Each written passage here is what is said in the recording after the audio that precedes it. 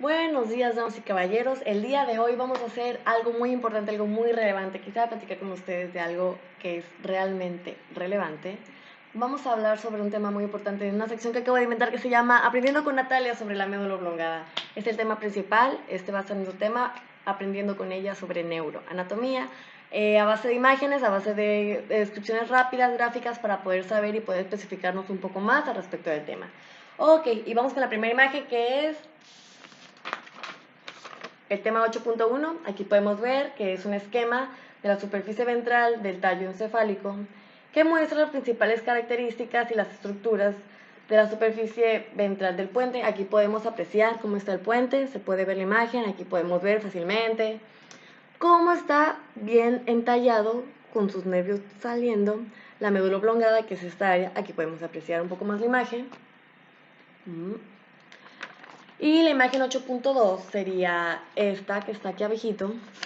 Esta imagen es una representación más bien del puente principalmente, de su segmento y de su base, así como los tipos de haces y las fibras que tienen en la base. Aquí podemos ver un poquito de esta. Aquí vemos cómo se separa del segmento a la mitad y luego está la base del puente y cómo pasan algunas de sus fibras por ahí. Se aprecia aquí el fascículo, unos fascículos, vemos cómo pasan unas pequeñas líneas llamadas fascículos córtico-punto-cerebelosos para hacer algunas funciones, los fascículos córtico-vulvar, dependiendo por qué área pasen. Aquí se aprecia. Y pasamos a la siguiente imagen, que vendría siendo la 8.3. Muy bien, este es un esquema principalmente del puente con los principales tractos de atracción o que atraviesan, de otra forma de decirlo, más fácilmente el segmento. Aquí se puede apreciar una separación, de nuevo se los menciono, el segmento y la base del puente. Aquí se puede ver cómo hay un fascículo longitudinal medial en la parte de arriba. Este es más que nada un sistema lemniscal. Específicamente se puede ver cómo esta pequeña línea café es el cuerpo del trapezoide en esta área y cómo cada uno es un fascículo que vamos a ver más adelante en otras imágenes para poder escribirlas mejor solo para ustedes, chicos. En la imagen 8.4 podemos apreciar las conexiones aferentes y eferentes del núcleo. Es más que nada un esquema que nos puede describir sobre el NPE, el núcleo, las interacciones de este. Podemos saber lo que es cada uno. Por ejemplo, el NPP es el núcleo pedúnculo pontíneo. La SLGP es el segmento interno del glóbulo pólido. La PRMNF, como aquí se puede ver, lo van a encontrar, es la parte reticulosa de la sustancia negra. La NST vendría siendo el núcleo del subtálmico y el PCM vendría siendo la parte compacta de la sustancia PCM, parte compacta de la sustancia negra. Y el CEGP vendría siendo el segmento externo del globo pálido. Aquí se puede apreciar cómo vienen saliendo todos, justamente lo que había mencionado, del núcleo pedunculopantino. Y como todos dan a las cortezas y a los ganglios basales, al tálamo y a la médula oblongada y cómo se dividen. Ok. Siguiente imagen. Vendría siendo la figura 8.5. Esta figura es más que nada un esquema de las vías auditivas. Esta imagen se describe por sí sola. Podemos ver una parte del cerebro aquí partida, en donde podemos describir cómo pasan desde un pequeño espacio. ¿Cómo es posible que desde un pequeñísimo espacio puedan haber tantas funciones y sensoriales y tantas funciones que pueden darnos a entender que gracias a este pequeño pedazo de cerebro, si nos llegara a faltar, nosotros no podríamos hacer ciertas actividades, no podríamos tener ciertos sentidos o reacciones? Y aquí podemos describir uno, por ejemplo, aquí vemos más que nada principalmente el núcleo geniculado medial. Aquí se encuentra, lo pueden apreciar en esta área. Se puede ver también el colículo inferior, que viene a la parte de la mitad de algunas de estas pequeñas líneas llamada la emisión lateral. Vemos el núcleo laminoso lateral en esta área y más que nada esto es principalmente en esta área abajo. Ya esa es una es un corte, los núcleos cocleares, la ventral dorsal y el cuerpo restiforme. Vemos cómo todos estos pasan gracias a la oliva superior, pasan por el núcleo del cuerpo trapezoide, cómo pasan a través de cosas muy importantes y al final todo para llegar al órgano de Corti, gracias a los nervios cocleares y todo esto pasa a través de estrías acústicas, que es cerca del ganglio espiral.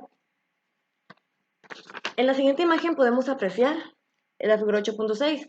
Habla principalmente sobre la representación de los orígenes del trayecto del haz de olivococlear. Aquí podemos apreciar fácilmente una apreciación de la otra imagen, pero más grande y parecida.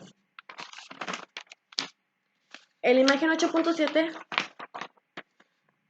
podemos apreciar la estructura de origen de la terminación del cerebelo, donde aparecen los nervios vestibulares, donde así dan diversos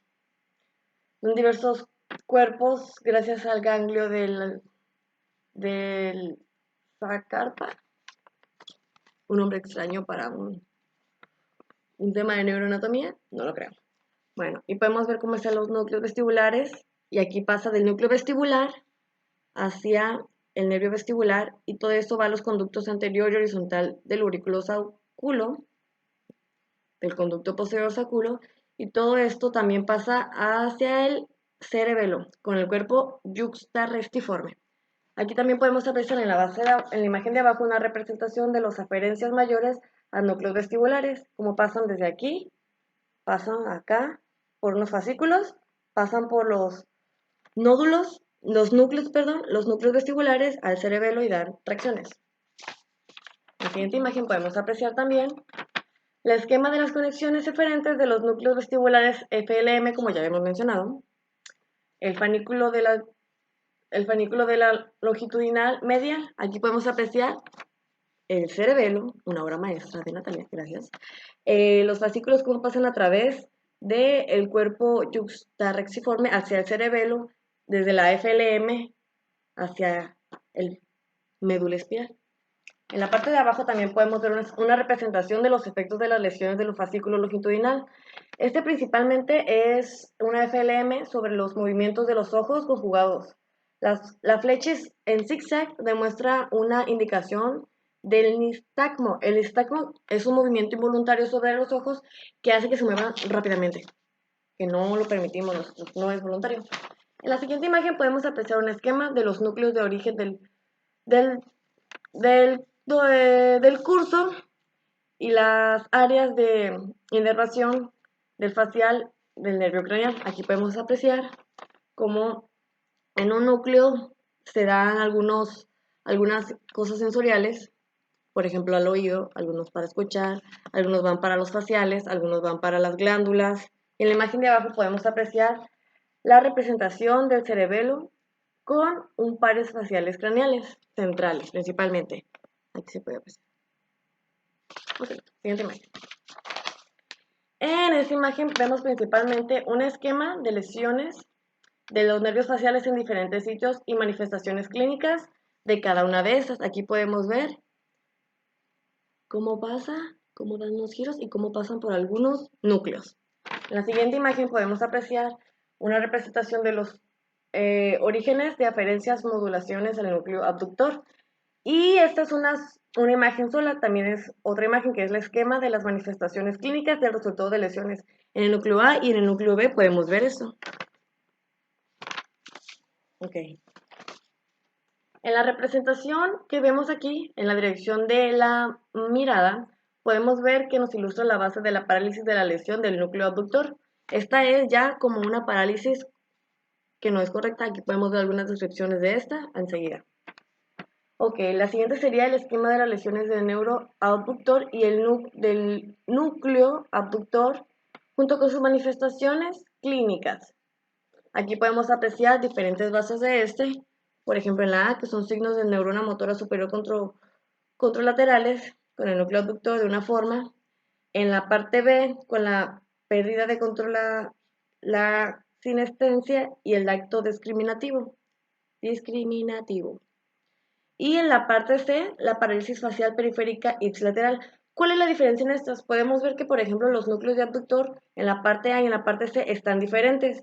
Podemos ver también que el motor facial en la parte C cambia de posición, no viene siendo la misma. Podemos empezarlos aquí. Tan solo con ver las imágenes nos damos cuenta que tienen una pequeña diferencia tanto en algunos nervios como en algunos núcleos.